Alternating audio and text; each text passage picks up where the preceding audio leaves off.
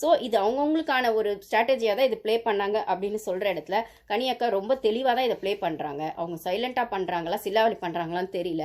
ஆனால் கேமுன்ற பேரில் அவங்க ஒரு ஸ்ட்ராட்டஜி பண்ணால் இதுதான் என் கேமுன்னு சொல்லி இடத்துல பாரு ஒரு ஸ்ட்ராட்டஜி பண்ணால் என்ன கேம்னே மற்றவங்களுக்கு புரியாத மாதிரி ரம்யா ஒரு கேம் ஆனா இல்லை சபரி அதுக்குள்ளே ஒரு சைலண்ட்டாக ஒன்று பண்ணால் ஒவ்வொருத்தர் ஆளாளுக்கு ஒன்று பண்ணும்போது அவங்கவுங்க நியாயம் அவங்கவுங்களுக்கு தான் சொல்ல வேண்டியதாக இருக்குது. இது ஒன்றாச்சு. சரி, இப்போது இந்த டின்னர் விஷயத்தில் ஆன பஞ்சாயத்தில் பாரு தான் காரணம்னு இவங்க திருப்பி விட்றாங்க.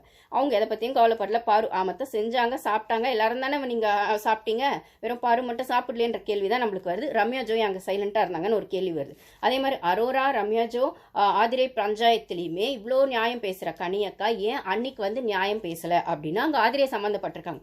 ஆதிரியை ஒஸ்ட் பெர்ஃபார்மராக நீங்கள் சொல்லலைன்னா ஆதிரை பிரச்சனை பண்ணுற இடத்துலையோ இல்லை ஆதிரைக்கு பிரச்சனை வர இடத்துலையுமே நீங்கள் இருக்க மாட்டீங்க. ரம்யாக்கான விஷயத்துக்குமோ நீங்கள் வந்துட்டு ரம்யா இருக்கிறாங்க அப்படின்னா உள்ளே போக மாட்டீங்க. ஆனால் பாருனா மட்டும் முன்னாடி மல்லு கட்டிட்டு வந்து நின்றுறீங்க பாருக்கு. இதுதான் இது அப்பட்டமான வெஞ்சன்ஸ் தான். இதுவும் அந்த பொண்ணு வெஞ்சன்ஸில் பண்ணுது அப்படின்னு சொன்னால் நீங்களும் அதை பண்ணுறீங்க. அந்த பொண்ணு காசிப் பேசுது அப்படின்னு சொன்னால் அந்த பொண்ணை பற்றி இது இன்னிக்காலையில் கூட திவாகர்ன்ற விக்ரமும் சபரியும் எழுந்தோடனே உட்காந்தா பேசினாங்க. ஆனால் அந்த பொண்ணு பேசுறத மட்டும் 1 hourல காட்டும் போது அந்த பொண்ணு ஹைலைட் ஆகுது. இவங்க பேசுறதெல்லாம் உள்ளுக்கு இருக்கிறதுனால இவங்களாம் நல்லவங்களாயிட்டாங்க வெளியில் வராத பட்சத்தில். வியானா வந்து அரோராவையும் இவங்க ஆதிரையும் சொன்னாங்க.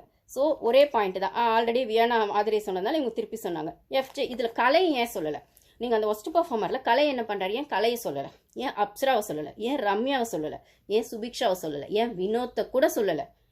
கனியக்காவை கேட்குறேன். ஏன் நீங்கள் ஸ்பெசிஃபிக்காக வியானாவை சொன்னீங்க? இவங்கெல்லாம் ஏன் உங்களுக்கு கண்ணுக்கு தெரியல சூப்பர் டீலக்ஸில்? இல்லை பிக் பாஸ் வீட்லேயே இத்தனை பேர் ஒஸ்ட் பர்ஃபார்மராக அதான் இருக்கிற இடமே தெரியாமல் இவங்க, ஏன்னா இவங்களாம் எஸ் சொல்லுவாங்க, உங்களுக்கு நோ சொல்ல மாட்டாங்க. நோ உங்களுக்கு யார் சொல்கிறாங்களோ அவங்களுக்கு தான் நீங்கள் வந்துட்டு உங்களோடது வெஞ்சன்ஸாக காட்டுவீங்க. அதில் ஃபஸ்ட் இடம் பாருக்குன்னா அடுத்த இடம் அரோராக்குன்னா இப்போ வியானாவை அந்த லிஸ்ட்டில் சேர்க்க போகிறீங்க. ஏன்னா வியானாவும் கொஞ்சம் தனியாக ஸ்டாண்ட் எடுக்க பார்க்குறாங்க, டாஸ்கில் விளையாடினாங்க, எல்லாம் செஞ்சாங்க அப்படின்னு சொல்லும்போது அந்த டாஸ்க் இல்லாமல் கெமியும் கனியாக்கா தான் வந்து விழுந்தாங்க, அவங்க தான் என் மேலே இப்படி விழுந்தாங்க அப்படி விழுந்தாங்கன்னு ஆரம்பிச்சது வியானா தானே.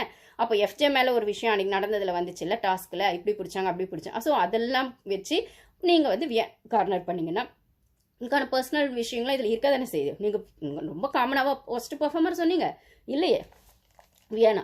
அப்புறம் வந்துட்டு வியானா வந்து ஸ்ட்ராங் சவுண்டு, ஸோ அந்த சவுண்டை கம்மி பண்ணுறதுக்கு தான் அவங்கள அடித்து பார்க்குறாங்க.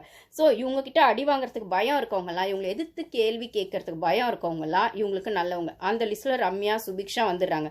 வியானாவை வர வைக்க பார்க்குறாங்க, அங்கே வருவாங்களான்னு தெரில. ஆனால் ஆப்வியஸாக பாரு வரமாட்டாங்கன்றது இவங்களுக்கு தெளிவாயிடுச்சு. அதனால் போட்டு அடின்னு அடிக்கிறாங்க. அவங்களும் விடுற மாதிரி இல்லை, நீங்கள் எவ்வளோ அடித்தாலும் நான் எழுந்து நிற்பேன்டான்னு அவங்களும் நிற்கிறாங்க. அரோரா ரம்யா கலை சொன்னாங்க. ஓகேங்களா? ஏன்னா அவங்க டாஸ்கில் ஒன்றுமே இல்லைன்னா தெளிவாக சொன்னாங்க. அப்புறம் கேமி வந்து அரோரா கமருதீன். அரோரா வந்து பேண்டா என்னது பிரிட்டி பேண்டா மாதிரி அப்படின்ற மாதிரி சொன்னாங்க. அதை பற்றி அதுக்கப்புறம் இவங்க பேசிக்கிட்டு இருந்தாங்க, பாருவும் அரோராவும். ஓகேங்களா? அதுக்கப்புறம் சபரி வந்து ஆதிரி அரோரா ரொம்ப நியாயம் மாதிரி பேசுகிறாரு. ஆதிரி அரோரா இதில் சொன்ன ஒரு எஃப்ஜே பண்ண தப்பெல்லாம் ஏன் சொல்லலை? கமருதீன் தப்பு பண்ணுறாருன்னா அதுக்கு போய் நேற்று கனியக்கு அட்வைஸ் பண்ணுறாங்க அப்படின்னும் போது எஃப்ஜே பண்ணுற இடத்துல எஃப்ஜே பண்ணுறதும் தப்பு, பேசுறதும் தப்புன்ற மாதிரி அந்த டாஸ்க்லலாம் ஏன் சொல்லலை அப்படின்னு ஒரு விஷயம்னா அதுல பெரிய கொஸ்டின் மார்க் தான். கேமி வந்து அகெயின் ரம்யா ஆதிரி. ஸோ சபரி என்ன சொல்கிறாரோ ஒன்று அதை ஃபாலோ பண்ணுவாங்க, இல்லை கனி என்ன சொல்கிறாங்களோ அதை ஃபாலோ பண்ணுவாங்க. இவங்களுக்குன்னு தனியாக மூளையே கிடையாது. துஷாரை வந்து சுபி அரோரா அவங்களுக்கான ஏதோ ஒரு விஷயத்தில் அவர் சொன்னார். எஃப்ஜே ஆதிரி அவர் ரொம்ப நல்லவர், கனியக்கா வார்த்தைக்கு மறுபேச்சு பேச மாட்டார். அந்த பொண்ணு இவனுக்காக தான் சப்போர்ட் பண்ணி அங்கே வியானா கிட்ட வாங்கி கட்டிடுச்சு. இவர் வந்து ஆதிரியை சொல்கிறார் ரொம்ப நியாயமாடுறாங்க. அப்புறம் திவாகர் ரம்யா வினோத் இதில் திவாகர் ரொம்ப வளவலன்னு பேசினார், அது ஆப்வியஸாக. அப்புறம் ரம்யா வந்து அப்பட்டமாக வெஞ்சன்ஸ் தான் திவாகரையும் ரம்யா இவர் பாரு. ஏன் உங்களுக்கு வேறு ஆளே கிடைக்கலாமா? 15 பேர் இருக்கிற வீட்டில் அத்தனை 15 பேரை 18 பேர் இருக்க வீட்டில் நீங்கள் ஆனாவனா திவாகர் கூடயே சண்டைக்கு போகிறீங்க. எனக்கு புரியவே இல்லை. கமருதீனை இப்போ இந்த இதுக்கு பார்த்தீங்கல்ல, அப்போ அந்த இடத்துல கமருதீனையே நீங்கள் சொல்லாமல் நீங்கள் ஏன் இவங்களையும் ஸோ உங்களுக்கு பயம் இருக்க இடத்துல நீங்கள் தெளிவாக பேச மாட்டீங்க, வழவழ குழக்கணும்னு பேசிடுறீங்க. ஒருவேளை ஸ்ட்ராங்காக போச்சுன்னா சிம்பத்தி கிரியேட் பண்ணுறீங்க, இல்லை உங்கள் சைடுக்கான சவுண்டு ரவுடிசம் மாதிரி வெளிப்படுத்துறீங்க. ஸோ ஒரு ஒரு ஒரு கிரே லைன்லேருந்து உங்களால் அந்த கேம் ஆடவே முடியாதா? ஒன்று ஸ்ட்ராங்காக சொல்லி சண்டை போடுறீங்க, இல்லை நோ வந்து சொல்ல தெரியாமல் சைலண்ட்டாக சட்டில் ஆகிடுறீங்க. ரெண்டுத்துக்கும் நடுவில் ஃபேர் கேமே ஆட தெரியாத ரம்யா உங்களுக்கு அப்படின்னு தான் நம்ம கேட்க வேண்டியதாக இருக்குது. இதில் எக்ஸ்ட்ரா ஸ்ட்ராட்டஜியாக மயக்கம் போட்டு விழுறதுன்றது எந்த சீசன்லையுமே இல்லாத ஒரு ஸ்ட்ராட்டஜி. நான் சொன்ன விஷயம் அதே தான். அவங்க 2 வாட்டி மயக்கம் போட்டு விழுந்தாங்க அப்படின்னா இன்னொரு வாட்டி எப்போ மயக்கம் போடுவாங்கன்னு அந்த குழப்பத்தில் வீட்டில் இருக்கவங்க கேம் ஆட முடியாது. ஒன்று. இன்னொன்று, அந்த மயக்கம் பொய் அப்படின்னா நீங்கள் அந்த ஸ்ட்ராட்டஜியை எப்பெல்லாம் யூஸ் பண்ணுவீங்க அப்படிங்கிறது ஒன்று இருக்குது அப்படின்னா அது என்ன மாதிரி ஸ்ட்ராட்டஜின்னு தெரில. பாருது கேவலமான ஸ்ட்ராட்டஜி, பாரு ஸ்ட்ராட்டஜின்னு சொல்லி எல்லா ரிவ்யூஸும் பேசும்போது அவங்களதாவது ஸ்ட்ராட்டஜி இதுதானே அவங்க சொல்லி அடிக்கிறாங்க. அது என்னன்னே தெரியாமல் நீங்கள்லாம் ஒன்று பண்ணிருக்கீங்களே. சபரி, இவங்க கனி, அதுக்கப்புறம் ரம்யா, இவங்கெல்லாம் என்னது எனக்கு புரியவே இல்லை. அதுக்கப்புறம் வந்துட்டு அன்றைக்கி பேசும்போதுமே என்ன சொன்னாங்க ரம்யா, இதுக்கப்புறம் நான் அழமாட்டேன், ஸ்டோரி சொல்லிட்டு அழவே மாட்டேன். பார்க்கலாம், அழாமல் தான் இனிமேல் கேம் ஆடுவாங்களா, சிம்பத்தி கிரியேட் பண்ண தான் கேம் ஆடுவாங்களா, கால் வலி கை வலி இப்படி அடிச்சிட்டாங்கன்னு சொல்லாமல் தான் கேம் ஆட போகிறாங்களா, நான் உங்களோட கேமுக்கான பொட்டன்ஷியலை பார்க்க தானே போகிறோம். பார்க்கலாம். Thank you guys. இதுதான். அதுக்கப்புறம் வந்து அந்த குத்து டாஸ்க்கில் அவங்க கனியக்கா தான் வின் பண்ணாங்க. எனக்கு பெருசாக அதில் பேசுறது கூட இன்ட்ரெஸ்ட் இல்லை. எல்லாம் பிளான் பண்ணி அப்பட்டமாக பண்ணாங்க. விஜய் டிவியும் கனியக்கா ஆக்கணும்னு பண்ணாங்க.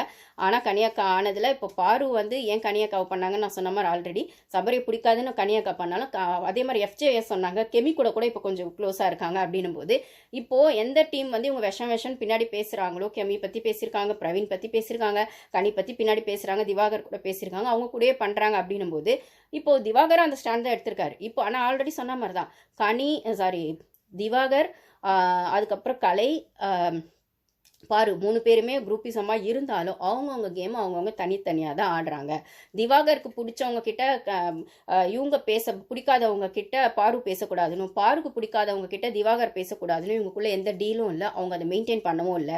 இதுதான் அவங்களுக்குள்ள கான்ஃப்ளிக்டாக வருது. அதே மாதிரி கலை வந்து சபரிக்கும் கலைக்கும் எப்பயுமே ஒரு கோல்டு வார் போகுது. சபரியை ஸ்ட்ராங்காக எதிர்க்க முடியாத கலை வந்து அதை எடுத்துகிட்டு வந்து பாரு கிட்ட சொல்கிறாரு. கலை இதில் திவாகர பாரு ஒரு கேம் ஆடுறாங்கன்னா கலை தனியாக ஒரு கேமை பார்வதி கிட்ட ஆடுறாப்புல. ஏன்னா திவாகரை நாமினேட் பண்ணது கலை, அது வெளியில தெரியாது, க்ளோஸ் நாமினேஷனா போச்சு. அந்த இடத்துல அவருக்கான ஒரு வெஞ்சன்ஸோ இல்லை கன்னிங்கனோ அது தெரிஞ்சிருச்சு. அது வெளியில தெரியாம இவங்க உட்காந்து பேசிட்டு இருக்காங்க. அப்ப திவாகரை நாமினேட் பண்ண கலை பாருவை நாமினேட் பண்ண ரொம்ப நேரம் ஆகாது.